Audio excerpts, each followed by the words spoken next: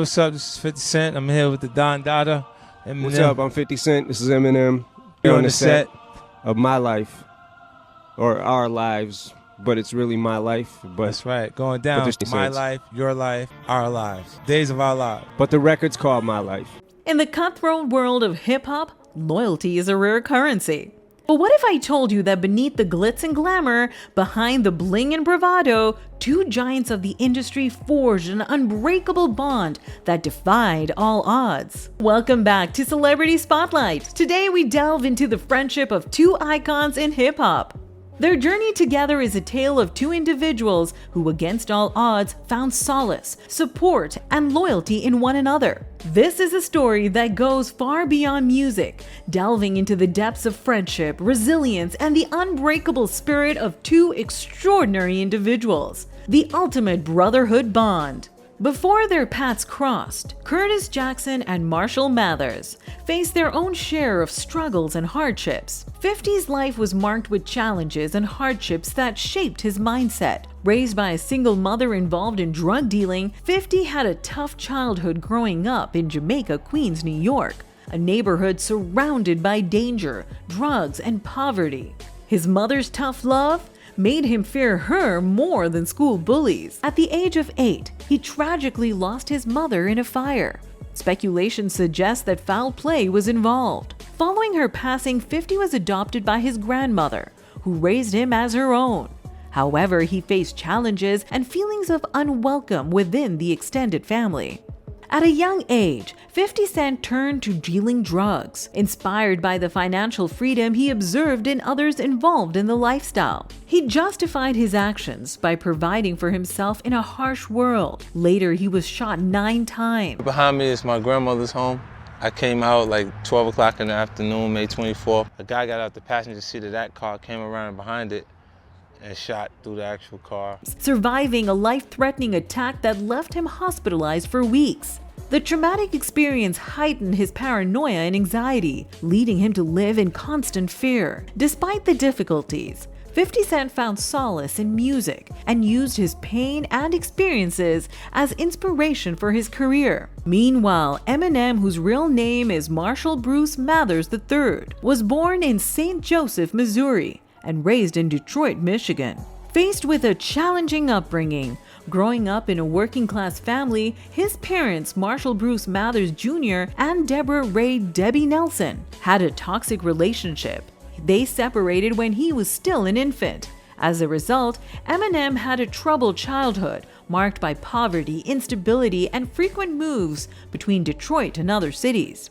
During his early years, Eminem faced numerous hardships, including being bullied and facing racial discrimination as one of the few white students in a predominantly African-American school. His love for hip-hop music began to develop during this time, as he found solace and a means of expression through rap music. Inspired by artists like LL Cool J and the Beastie Boys, he started performing rap battles in local clubs and freestyling on the radio. Eminem's rise to fame was accompanied by personal challenges, including a highly publicized custody battle for his daughter, Haley Jade, and ongoing struggles with substance abuse. Music became his sanctuary, an outlet through which he channeled his pain, frustrations, and raw emotions. I'm out to accomplish a lot of things, and I want to have a voice in hip-hop. I want to have a voice, I want to be able to speak and people listen. As he honed his craft and unleashed his lyrical skills, he forged a connection with listeners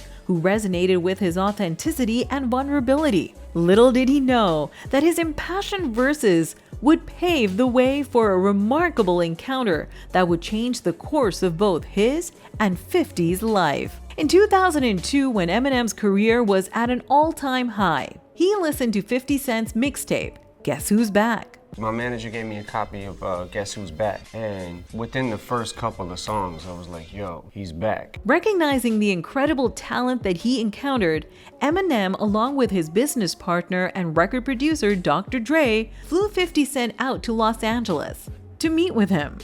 During this time, 50 was struggling with his professional career. People were releasing him from contracts. His record label, he just received publishing deal and the check, and they gave it right back to him. Eminem revealed that his instincts told him that 50 would make it big. He saw something in him that screamed potential and future success. Turns out, Eminem's instincts were spot on. He's an artist, an entrepreneur, an actor, a director, a producer.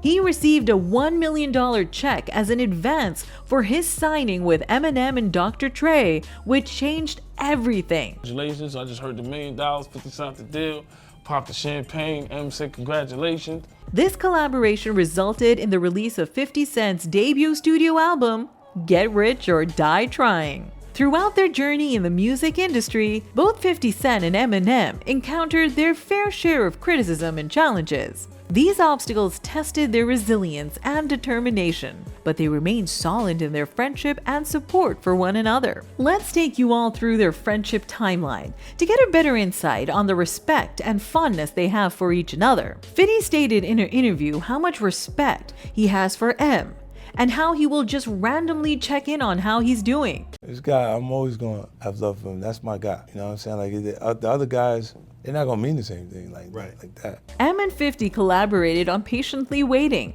where Eminem introduced his protege to the world, marking it as their first song together, while 50 complimented M for his status in hip-hop. 50 gave Eminem a shout-out. Hey M, you know you're my favorite white boy, right? I owe you for this one.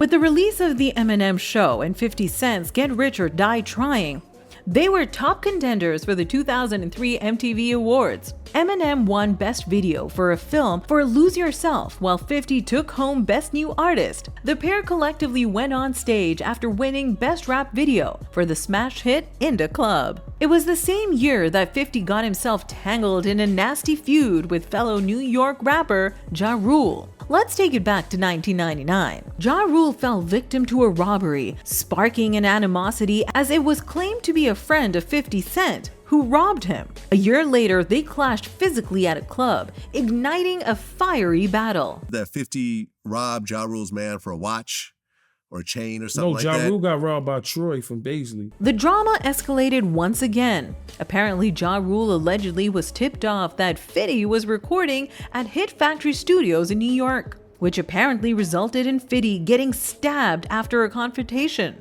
It didn't just stop there. Ja Rule accused 50 Cent of snitching on him to the police. Though 50 Cent didn't allow him to get away with those serious accusations, he blasted Ja Rule on social media for his involvement in one of the biggest festival scams in history, Fyre Festival. As some may know, the festival was a disaster from the beginning.